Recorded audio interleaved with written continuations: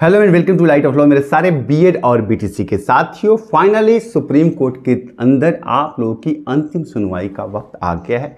लगातार आप लोग के कमेंट आ रहे थे कि सर इसमें क्या हो रहा है। आप लोगों ने देखा कि आप लोग के लिए एक चमत्कार से कम नहीं हुआ कि जहां अर्नब घोष की याचिका क्लैरिफिकेशन वाली खारिज कर दी गई थी, वहीं पर देवेश शर्मा वाली याचिका को कोर्ट ने एक्सेप्ट करके अप्रोप्रिएट बेंच में फॉरवर्ड कर दिया। यहां पर बहुत सारे लोगों ने सवाल भी उठाए थे कि अगर अर्नब घोष की याचिका खारिज हो जाती है तो फिर इनकी कैसे हो जाती है। और इस बीच में मध्य प्रदेश सरकार भी बीएड के बच्चों को प्राइमरी में बचाने के लिए हाई कोर्ट का दरवाजा एआईए के थ्रू खटखटाती है और वहां से उन्हें अभी तक सुनवाई की उम्मीद है। वहां भी उनको रिलीफ नहीं अभी तक मिली, ना उनको रिलीफ मिले ना उनकी सुनवाई हुई। अब उसका भी एक डेट मुकर्रर हो गया है कि अब आपकी सुनवाई वहां पे होने वाली है।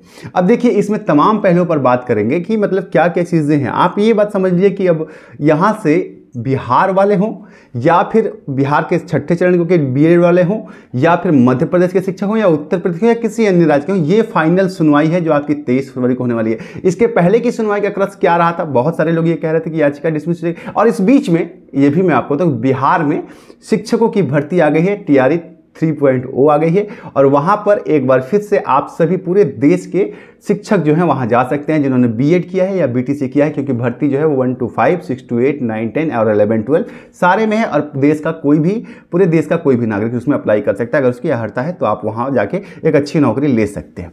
चलिए अब बात कर लेते हैं कि आपकी याचिका लगी कब है और इसमें कब कब क्या क्या चीज़ है। देखिए, आपको साफ से दिख रहा होगा 23 फरवरी को आपकी सुनवाई है और ये याचिका जो है ये फाइनल क्लैरिफिकेशन याचिका है कि इसमें जो बीएड करने के बाद नौकरी पा चुके हैं उनका क्या होगा, उनके लिए क्या रास्ता है और इसका फैसला ऑनरेबल सुप्रीम कोर्ट करने वाली है। यहां पर 2-3 चीजें कंसीडर की गई थी।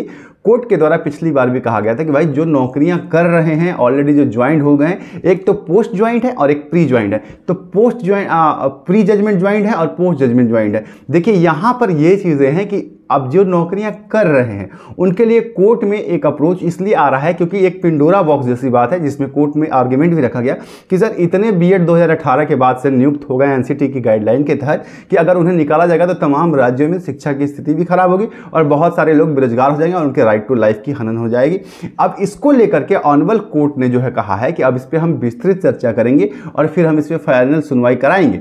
यहां पर देखिए, क्लैरिफिकेशन याचिका के रद्द करने की बात की उम्मीद इसलिए यहां पर बन रही है कि सेम अनिरुद्ध बोस की बेंच ने जहां एक बार अर्नब घोष की याचिका को सीधा रिजेक्ट कर दिया था, वहीं पे इस क्लैरिफिकेशन याचिका को सुनने के लिए तैयार हुई है और वो इस पर डिस्कशन करेगी। तो आप लोगों के लिए एक पॉजिटिव वे में जा रहा है। अब इसमें जो भी चीजें निकल के आएंगे, फिलहाल तो मैं आपको यही कह सकता हूं कि ऑनरेबल कोर्ट में अब इसकी सुनवाई जो है, अंतिम सुनवाई 23।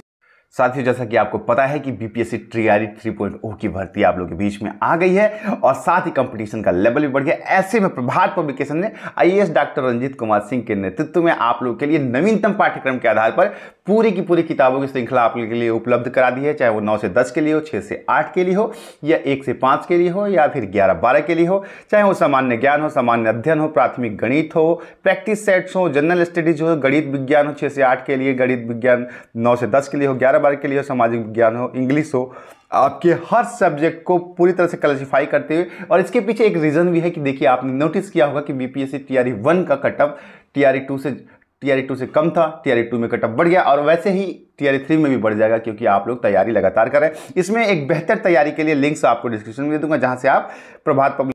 तो आप सबको ऑल द बेस्ट, तैयारी में लग जाइए और अच्छा कीजिए। फरवरी को है। इसके बाद इसमें जो भी होगा या तो एमपी के कंसर्न में आएगा, एमपी की आईएफ की अगर सुनवाई आगे बढ़ती है तो वहां पर आपको डेट मिलेगा या फिर बिहार की, वरना ये अल्टीमेट आपकी लास्ट सुनवाई है।